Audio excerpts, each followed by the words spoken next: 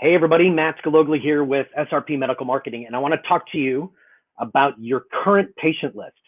So I had an interesting conversation earlier today with a doctor who, like many of you, is going through some challenging times. And he has an insurance side of his practice, and he also has a cash side of his practice. And he had to delay talking to me because he had to go through. He was laying off a bunch of staff.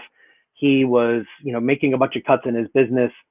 And he said to me, quite frankly, he goes, Matt, I don't know if I'm going to make it out of this. And I would tell you that I've heard that a few times from doctors. I mean, I get it. This is a challenging time, and depending on the state that you're in, you may or may not be able to see patients right now.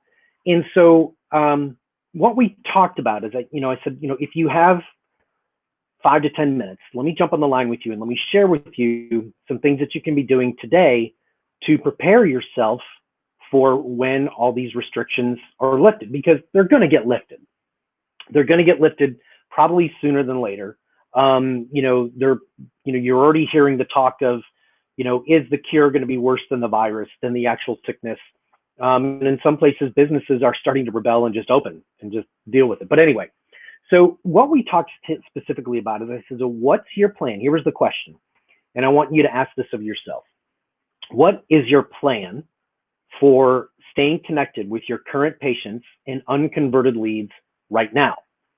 And what this doctor told me really kind of shocked me, but it didn't surprise me, I guess, is he said, well, I'm just going to wait and see for when the economy starts up again, and then I'll reach out to them then. And what I explained to him was, that's going to be the wrong time. It's going to be too late, because what smart business owners are doing right now, and if you have your own practice, you aren't a doctor, you're a business owner. And so you have to act and think and see yourself as a smart businessman or businesswoman. And so what you want to be doing right now, and I'm going to give you some really specific things to do. In fact, I talked about some of the stuff you could do 2 videos ago.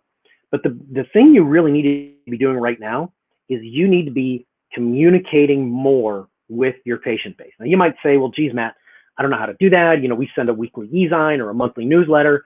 I can tell you right now, that's not going to be enough. You can do something really simple like this video that I'm doing right now. You can send an email out. There's a lot of different email providers. I'm not going to go into the technical side of that. But you have to be communicating to your patients. Let's say, so a lot of my doctors that I work with doctors one-on-one, a lot of my doctors are saying, okay, May 1 is the date, April 30th is when the stay-at-home orders are going to start being softened. That's kind of the general theory. Some might be a little bit later than that, but let's just go with the premise that it's going to be May 1. Now we all know that come May 1, boom, everything's not going to reopen. We know that for a fact. What we do know is it's probably going to come in stair steps, right?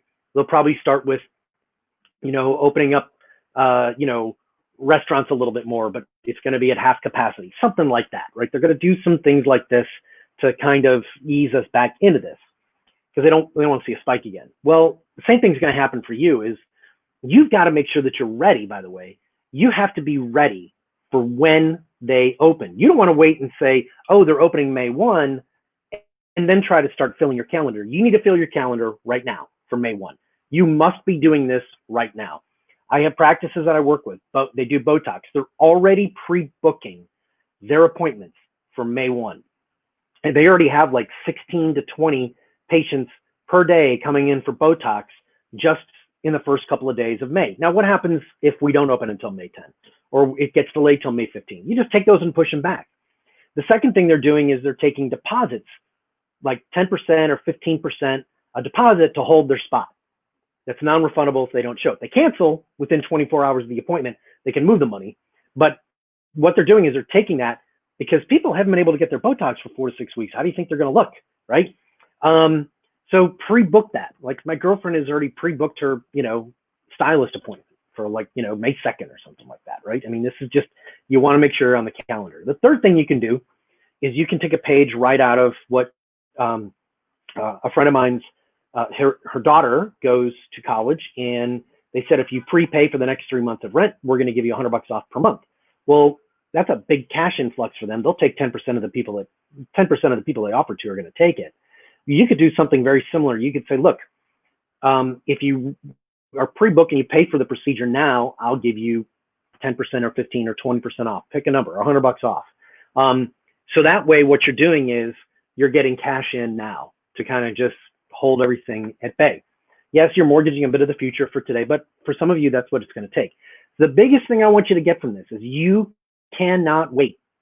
You cannot wait until they say you're going to open, and you cannot put hope is a lousy strategy.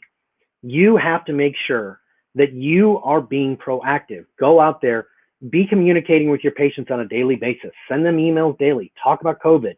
Talk about what this means. What can they be taking? How can they further protect themselves? Aside from the fact of wash your hands. I mean, everybody knows that by now, for God's sakes. But do something. Stay in front of your patients. Build, further cement that trust. And if you say, well, Matt, I've never done anything like this. I don't know how to do a blast email. Well, now's your time to learn it. Very easy to do. There's great tools out there like Kartra or ClickFunnels, MailChimp. They're all really easy to use, and they're all HIPAA compliant.